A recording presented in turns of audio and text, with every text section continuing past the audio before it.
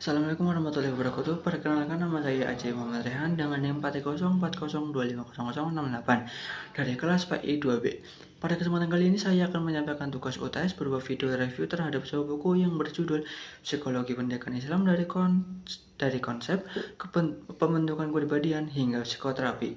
Buku ini ditulis oleh 3 orang akademisi, yaitu Agus Harimau Muhammad SPDI, MA Eva Palopi MSI, PSI, dan Haji Nur Azizah ALH MSI. Diterbitkan oleh CV Pustaka Ilmu Group Yogyakarta. Cetakan pertama terbit pada September 2020 dan cetakan kedua pada November 2023. Buku ini memiliki tebal 154 halaman.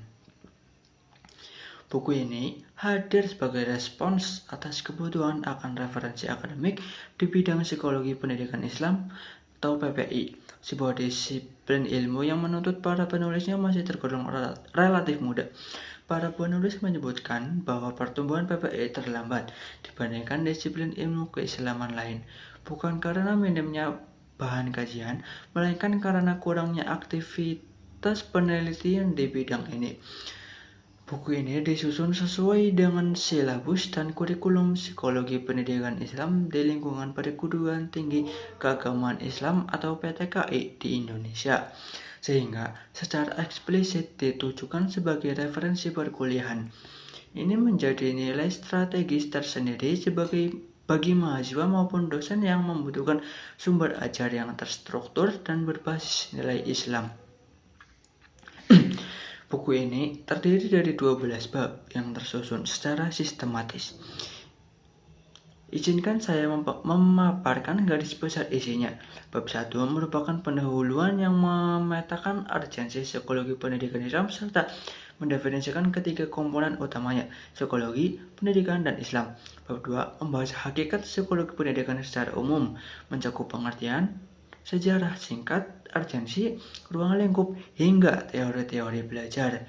Di sini dipaparkan berbagai aliran besar, mulai dari behaviorisme atau Thorndike, Pavlov, Watson, Skinner, kognitivisme, Piaget, Kohler, Lewin, hingga humanisme, Maslow, Rogers. Pemaparan ini berfungsi sebagai fondasi sebelum masuk ke perspektif Islam. Bab 3 menjadi titik transisi yang krusial, yakni mendefinisikan psikologi pendidikan Islam secara etimologis dan terminologis, serta membandingkan persamaan dan perbedaannya dengan psikologi Barat. Salah satu perbedaan mendasar yang disoroti oleh pengakuan psikologi Islam terhadap dimensi rohani sebagai dimensi keempat manusia, di samping dimensi ragawi, kejiwaan, dan lingkungan. Bab 4 hingga bab 6 membahas konsep manusia dalam perspektif Islam, proses kejadian manusia, fitrah, fungsi penciptaan, serta pengaruh hereditas dan lingkungan dalam tumbuh kembang manusia. Semuanya dikaitkan dengan ayat-ayat Al-Quran. Bab 7 secara spesifik mengkaji belajar dalam perspektif Al-Quran dan hadis, mencakup proses, metode, dan prinsip belajar Islami beserta dalil-dalilnya. Bab 8 membahas asas Islami dalam mendidik anak, termasuk integrasi Islam dengan kurikulum dan peran orang tua.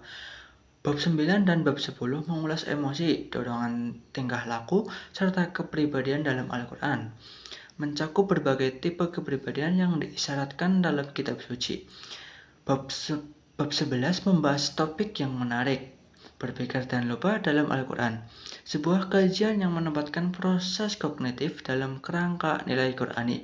Bab 12 menutup pembahasan utama dan topik psikoterapi dalam Al-Quran, meliputi makna, bentuk, dan teknis psikoterapi berbasis ajaran Islam.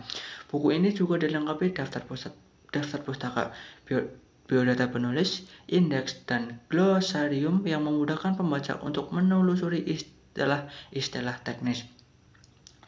Terdapat beberapa keunggulan yang layak untuk digarisbawahi. Pertama, buku ini berhasil memadukan dua tradisi keilmuan secara integratis, yaitu psikologi modern barat dengan khasanah ilmu Islami. Pembaca tidak hanya diajak memahami teori-teori barat seperti Piaget atau Maslow, tetapi juga diajak untuk memahami bagaimana Islami telah lebih dahulu memberikan panduan tentang jiwa, belajar, dan kepribadian manusia. Kedua, Penggunaan Al-Quran dan hadis sebagai sumber utama menjadikan buku ini tidak sekedar kompilasi teori, melainkan sebuah upaya serius untuk membangun fondasi keilmuan yang berlandaskan wahyu. Pendekatan ini sejalan dengan semangat integrasi ilmu yang dikembangkan di lingkungan PTKI.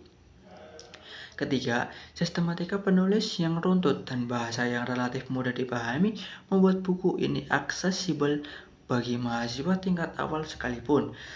Setiap bab memiliki alur yang jelas dari konsep dasar menuju pembahasan yang lebih spesifik.